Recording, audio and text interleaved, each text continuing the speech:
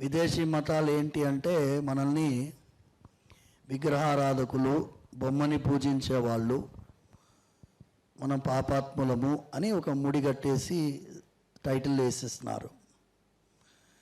మనం నిజంగా పాపాత్ములమేనా అనే ప్రశ్న మన వాళ్ళే మనల్ని అడుక్కుంటున్నారు.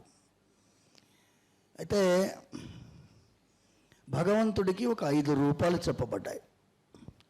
పర, వ్యూహ, విభవ, అంతర్యామి, అర్చారూపం.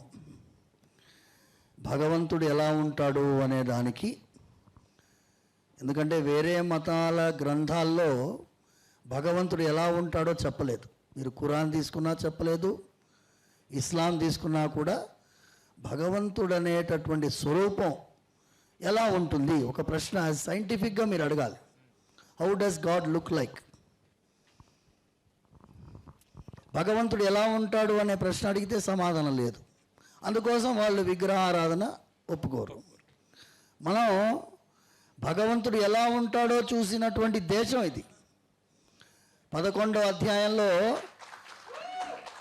విశ్వరూపాన్ని ప్రదర్శించి చూపించినటువంటి దేశం ఇది.